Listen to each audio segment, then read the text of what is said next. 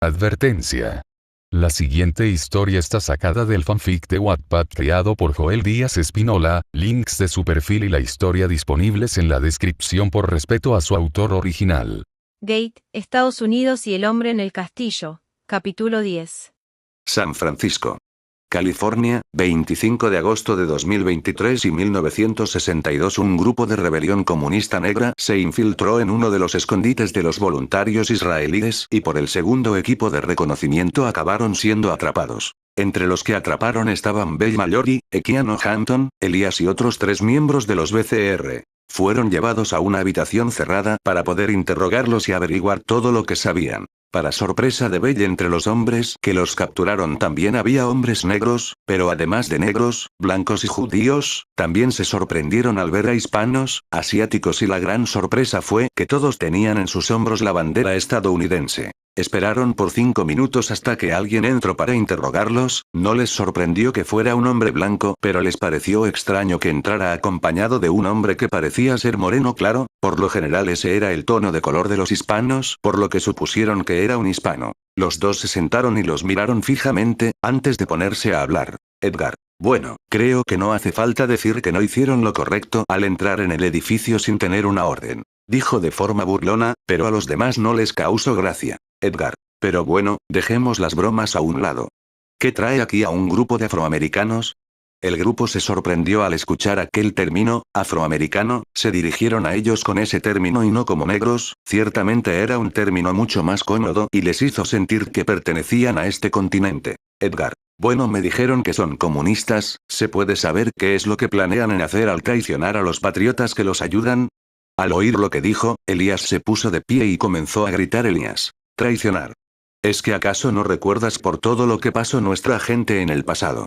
Nadie nos ayudó ni tampoco hicieron nada por nosotros ni por nuestros antepasados. Luego habló Bell. Ustedes hablaron de libertad, pero sus líderes eran esclavistas y ahora que sienten lo mismo que nosotros se ponen a llorar y llamarnos traidores. Ustedes se lo merecen por sus pecados.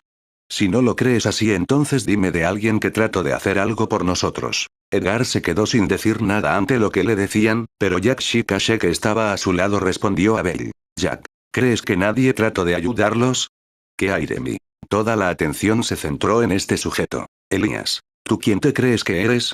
No sabes nada de lo que nos han hecho a lo largo de toda la historia. Jack, ¿no fueron ustedes quienes ayudaron a los blancos a cazar y matar a mi pueblo indiscriminadamente por medio siglo? Esa pregunta sorprendió a todo el grupo de los BCR. Jack, ustedes creen que nadie trató de ayudarlos, pero se han olvidado de Abraham Lincoln, quien les dio su libertad, al igual que todos aquellos que formaban parte del ferrocarril subterráneo que ayudó a cada esclavo a escapar hacia su libertad, y a los muchos miles de soldados unionistas que dieron sus vidas para ayudarlos a ser libres. En cambio, ¿quién ayudó a mi pueblo de todo lo que les hicieron hasta que desaparecieran? Nadie dijo una sola palabra a este misterioso hombre. De golpe Equiano dio un salto de sorpresa al darse cuenta ante quién estaba. Equiano, eres un indio americano.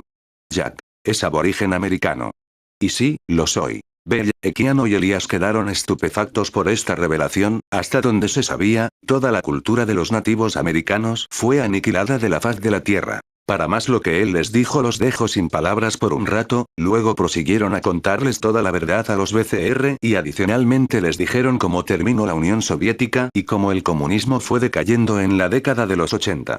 El comunismo estaba destinado a fracasar y nada se podía hacer. Bell, Equiano y Elías se sorprendieron al saber que un portal que llevaba a otra dimensión se abrió y la información de este mundo se la dio fue Amos, un conocido de Elías, que se sorprendió al enterarse de que su amigo aún vivía. Elías, ¿aún está con vida?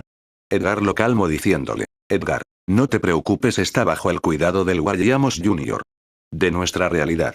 Por cierto, aunque no lo creas, Amos es toda una personalidad, millonario y un exitoso empresario de nuestra realidad. Elías se quedó con la boca abierta, no podía creer que un negro triunfara de semejante manera. Jack. Por cierto, en el siglo XXI, no utilizamos el término negro, ahora decimos afroamericanos. Una muy detallada conversación llevó a un entendimiento mutuo y la rivalidad que había entre ellos desapareció gradualmente. Eventualmente los 5 miembros serían liberados bajo la condición de que no dijeran nada a nadie hasta que llegara el momento de decirlo. El grupo aceptó las condiciones.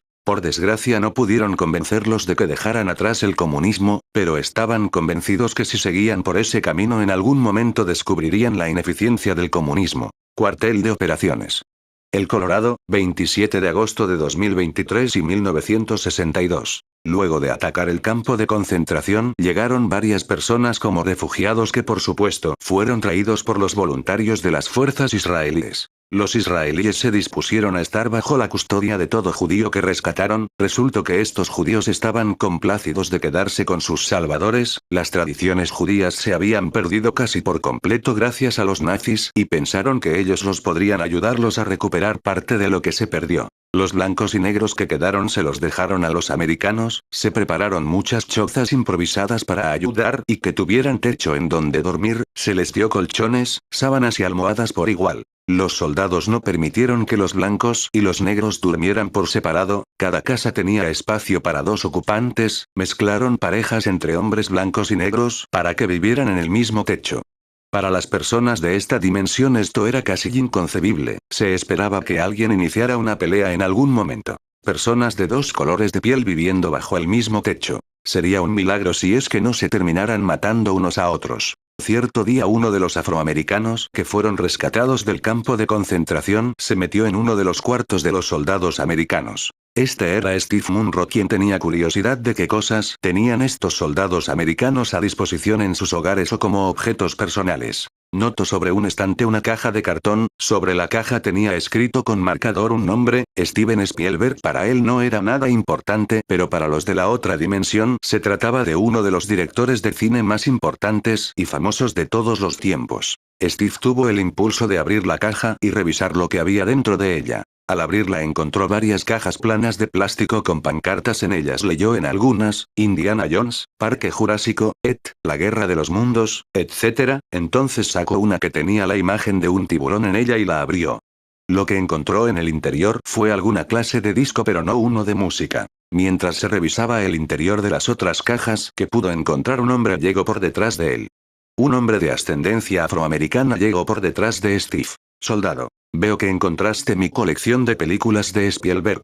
Steve se dio la vuelta para ver a otro hombre negro, se sintió aliviado, pensó que de ser un hombre blanco le hubiera hecho algo terrible. Steve, ¿te refieres a Steven Spielberg?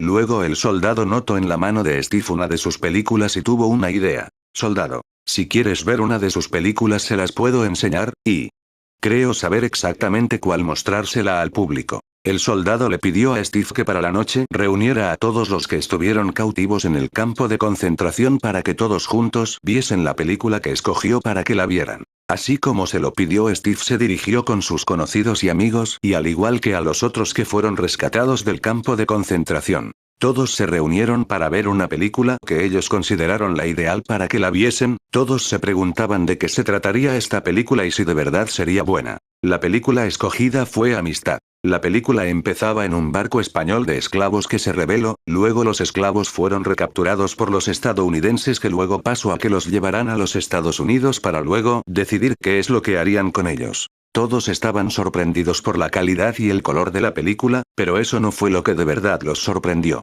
Las escenas, la trama y toda la historia que giraba en torno a ella los consternó a todos. Los afroamericanos tuvieron sentimientos encontrados al ver todo lo que tuvieron que pasar sus antepasados y les dieron una idea de todo lo que tuvieron que sufrir. Los blancos quedaron asombrados por todo lo que la película les estaba mostrando, ahora sí entendían de qué forma sufrieron realmente los esclavos que llegaban a Estados Unidos. A medida que avanzaba la película, se iban dando cuenta de que también hubo otras personas que trataron de ayudar a los afroamericanos a obtener su tan añorada libertad. Para el final de la película, la mayoría de los que vieron la película estaban tristes entre lágrimas y sollozos, hasta los adultos lloraban.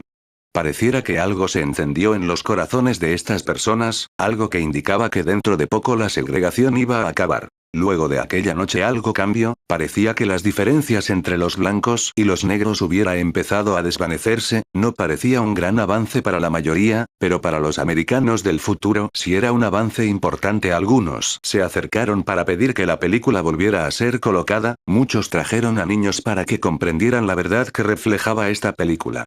Para las personas de ascendencia afroamericanas esta producción cinematográfica representó un gran impacto para que las personas blancas vieran la otra cara de la historia, la que no se contaba. San Francisco, California, 15 de octubre de 2023 y 1962. Volviendo más al presente. Trudy Walker regresó a casa de su familia para una supuesta visita familiar y ver a sus padres, Anne Walker y Arnold Walker. También estaba impaciente por ver a su hermana Juliana Crane. Juliana Crane, a veces llamada Jules por familiares y amigos, es la media hermana materna mayor de Trudy Walker.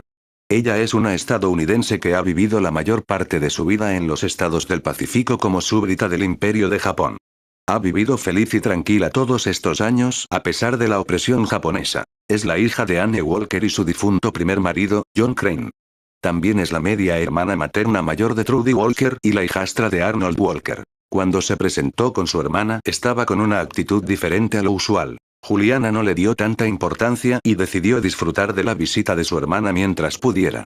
Trudy le dijo a su hermana que encontró su propósito en esta vida y que dentro de muy pronto las cosas cambiarían para mejor. Juliana no comprendía qué es lo que quiso decir, pero tenía la sensación de que algo no terminaría bien. Trudy tenía la misión de recoger un maletín con algunos documentos de gran valor estratégico para las fuerzas estadounidenses apostadas en Cannon City en el estado de El Colorado. Junto con los documentos se encontraba una vieja cinta de película y algunos negativos de fotografías. Más tarde Juliana se reuniría con su novio Frank. Frank trabajaba fabricando réplicas de armas, él y su familia constantemente vivía con el miedo de que en algún momento lo arrestarían para ejecutarlo por ser de ascendencia judía. Frank le dice algunas cosas que escucho de sus conocidos del trabajo. Frank, si supieras la situación por la que se está pasando. Juliana, ¿qué quieres decir? Frank, en las últimas semanas el Reich ha tenido problemas con una arteria rebelde reconformada. Juliana, ¿qué con eso? Cada tanto se forman arterias rebeldes. Frank, sí, pero esta arteria está formada por judíos que portan la estrella judía. Eso es algo que Juliana no se la esperaba. Juliana, eso sí que es noticia. Eso explicaba por qué tanto los japoneses y los nazis aumentaron la seguridad con toques de queda. Se quedaron hablando del tema por un rato y luego Frank dijo, Frank, ¿crees que esto llegue a afectar nuestras vidas? Juliana le responde, Juliana, no te preocupes. Tardarían décadas en afectar a esta ciudad o al mundo, además apuesto a que no tienen la suficiente organización para estar en contacto unos con otros.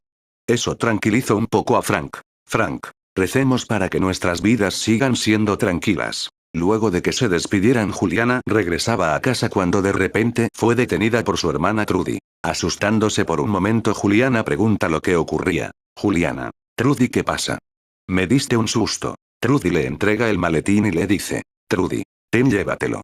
Debes entregarlo por mí. Juliana estaba confundida. Juliana, ¿qué es esto?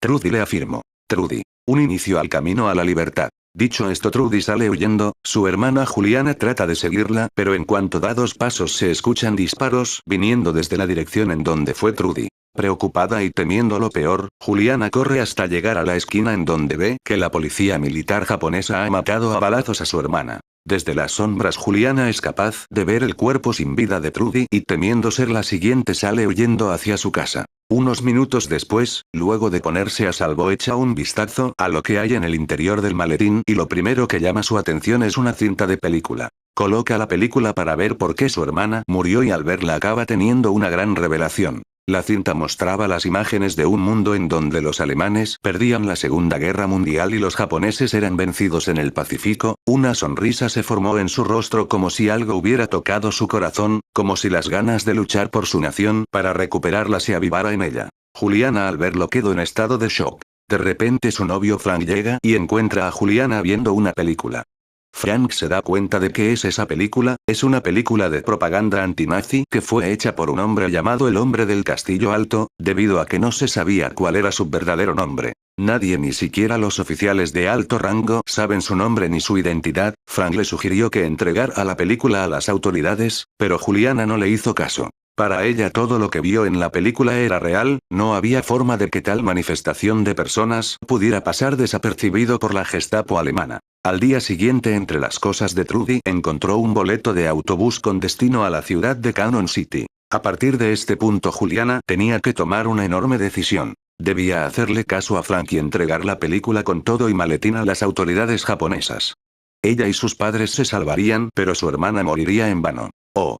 Podía aceptar la última tarea que su hermana le confió antes de morir, pero a un alto precio, ella y todos los que la rodean podrían terminar perjudicados. Pero si de verdad hay algo de verdad en esta película, Juliana tenía que saberlo. Tomó la decisión de continuar con la tarea que su hermana le dejó. Las piezas en el tablero se estaban moviendo y dentro de muy pronto Blake y la resistencia en la ciudad de New York pronto entrarán en el foco de atención de todo el territorio nazi estadounidense. La policía nazi y los SS que los dirigen no tienen la más mínima idea de lo que les espera.